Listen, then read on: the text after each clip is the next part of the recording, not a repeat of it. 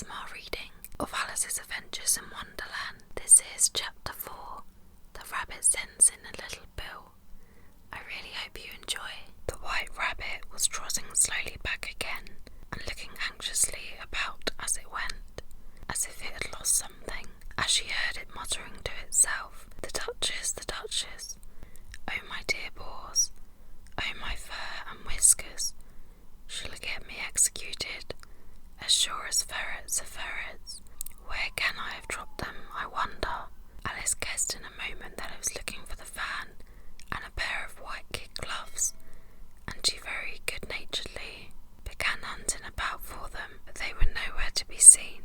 Everything seemed to have changed since her swim in the pool, and the great hall, with the glass table and the little door, had vanished completely. Very soon the rabbit noticed Alice as she went hunting about, and called out to her in an angry tone, "Why, Mary Ann, what are you doing out here? Run home this moment, and fetch me a pair of gloves and a fan. Quick now." And Alice was so much frightened that she ran off at once in the direction it pointed to, without trying to explain the mistakes it had made. "His housemaid," she said to herself as she ran. "How surprised he'll be when he finds out who I am. But I'd better take him his fan and gloves. That is, if I can find them." As she said this, she came upon a neat little house, on the door of which was a bright brass plate with the name W. Rabbit engraved upon it. She went in without knocking, and hurried upstairs, in great fear lest she not meet the real Mary Ann, and be turned out the house before she had found the fan and gloves. "How queer it seems," Alice said to herself, "to be going messages for a rabbit. I suppose Dinah'll be sending me on messages next." And she began fancying the sort of thing that would happen. "Miss Alice, come here directly, and get ready for your walk. Coming in a minute, nurse, but I've got to watch this mouse hole till Dinah comes back, and see that the mouse doesn't get out. Only I don't think," Alice went on, "that they'd let Dinah stop in the house if it began ordering people about like that." By this time she had found her way into a tidy little room with a table in the window, and on it, as she had hoped, a fan and 2 or 3 pairs of tiny white kid gloves. She took up the fan and a pair of the gloves, and was just going to leave the room when her eye fell upon a little bottle that stood near the looking glass. There was no label this time, with the words "Drink me," but nevertheless she uncorked it and put it to her lips. "I know something interesting is sure to happen," she said to herself, "whenever I eat or drink anything, so I'll just see what this bottle does. I do hope it'll make me grow large again, for really I'm quite tired of being such a tiny little thing." It did so indeed, much sooner than she had expected. Before she had drunk half the bottle, she found her head pressing against the ceiling, and had to stop to save her neck from being broken. She hastily put down the bottle, saying to herself, "That's quite enough. I hope I shan't grow any more. As it is, I can't get at the door. I do wish I hadn't drunk quite so much." Alas, it was too late to wish that. She went on growing and growing, very soon had to kneel down on the floor. In another minute there was not even room for this, and she tried the effect of lying down with one elbow against the door and the other arm curled around her head. Still she went on growing, and as a last resource she put one arm out of the window and 1 foot up the chimney, and said to herself, "Now I can do no more. Whatever happens, what will become of me?" Luckily for Alice, the little magic bottle had now had its full effect, and she grew no larger. Still it was very uncomfortable, and as there seemed to be no sort of chance of her getting out of the room again, no wonder she felt unhappy. It was much pleasanter at home, thought poor Alice, when one wasn't always growing larger and smaller, and being ordered about by mice and rabbits. I almost wish I hadn't gone down that rabbit hole. And yet, it's rather curious, you know, this sort of life. I do wonder what can have happened to me. When I used to read fairy tales, I fancied the kind of thing never happened, and now here I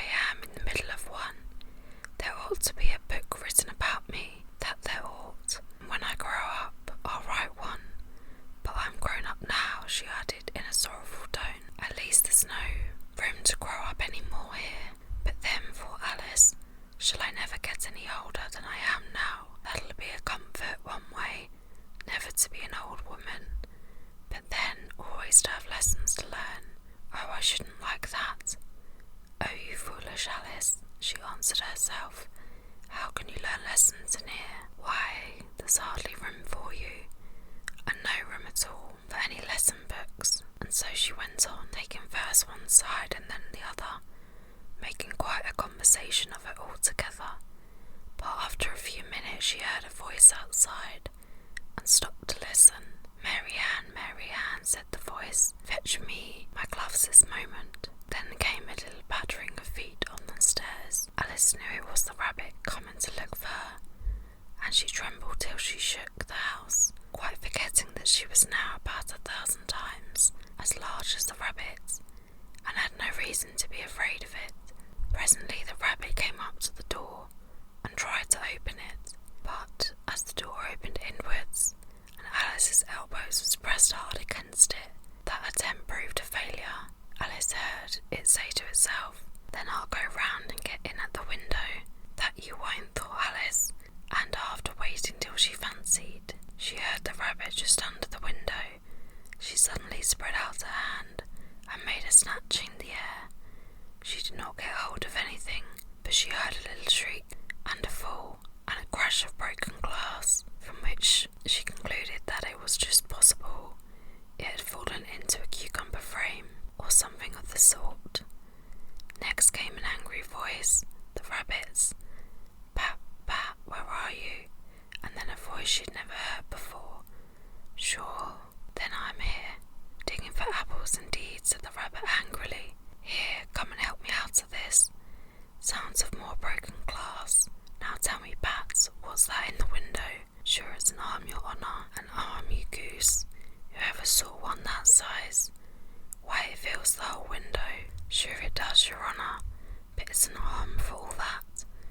Well, it's got no business there at any rate.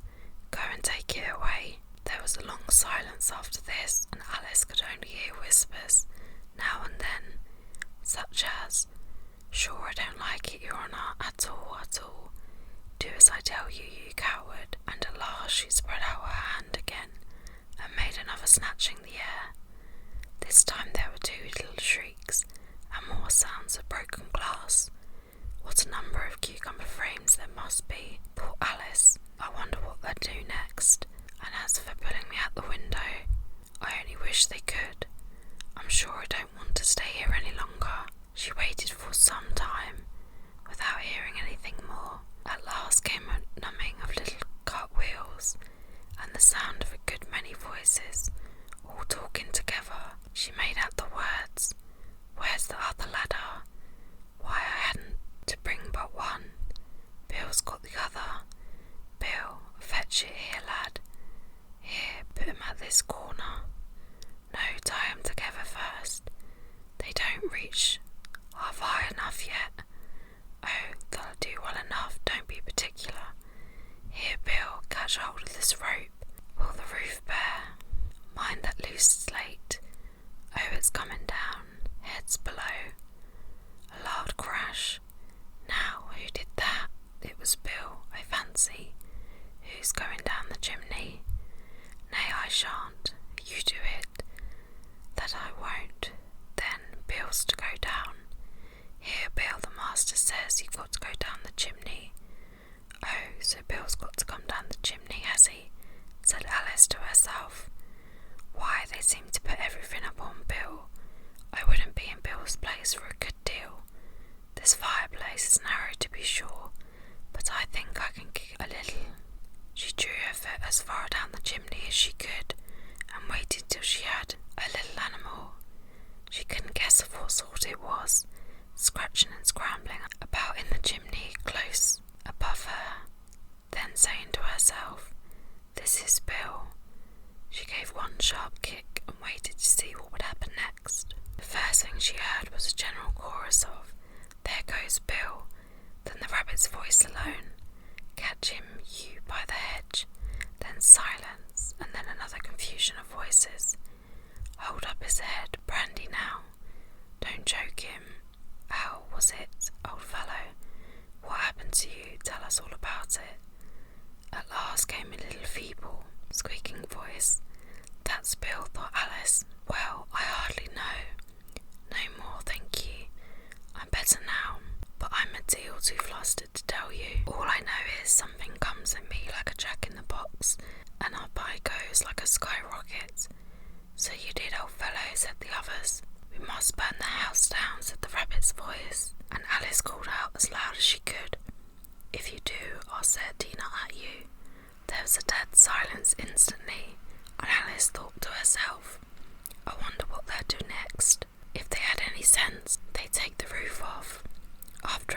two they began moving about again, and Alice heard the rabbit say, "A barrowful will do to begin with."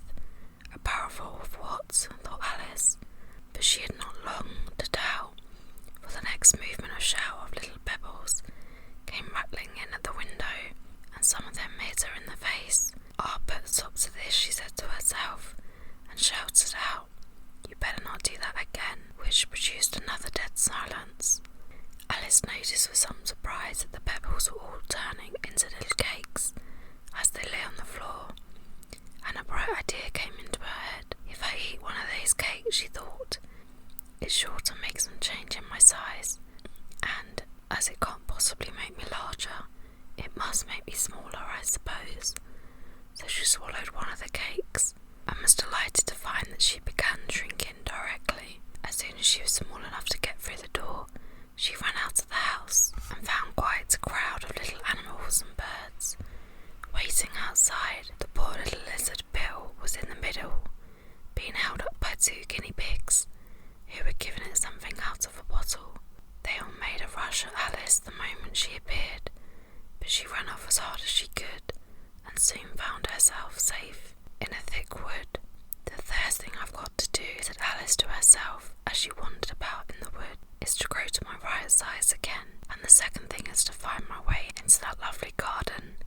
I think that will be the best plan." It sounded an excellent plan, no doubt, and very neatly and simply arranged. The only difficulty was that she had not the smallest idea how to set about it, and while she was peering about anxiously among the trees, a little sharp bark just over her head made her look up in a great hurry. An enormous puppy was looking down at her with large round eyes, and feebly stretching out one paw, trying to touch her.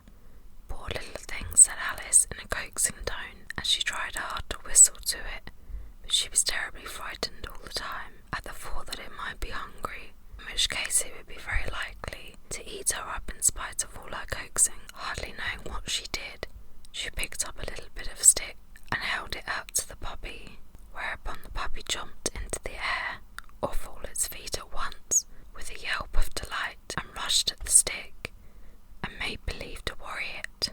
Then Alice dodged behind a great thistle to keep herself from being run over, and the moment she appeared on the other side, the puppy made another rush at the stick, and tumbled head over heels in its hurry to get hold of it.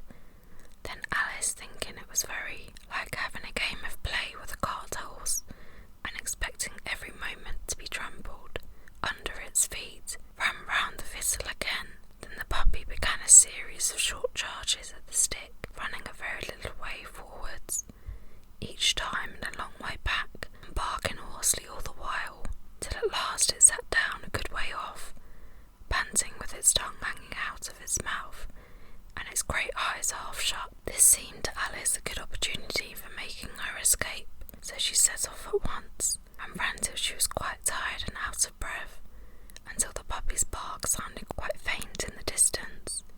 "And yet what a dear little puppy it was," said Alice, as she leaned against a buttercup to rest herself, and found herself with one of the leaves. "I should have liked teaching it tricks very much, if I'd only been the right size to do it. Oh dear, I'd nearly forgotten that I've got to grow up again. Let me see, how is it to be managed?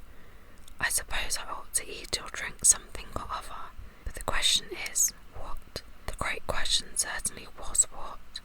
Alice looked all around her at the flowers and the blades of grass, but she could not see anything that looked like the right thing to eat or drink under the circumstances. There was a large mushroom growing near her, about the same height as herself, and when she had looked under it, and on both sides of it and behind it, it occurred to her that she might as well look and see what was on top of it.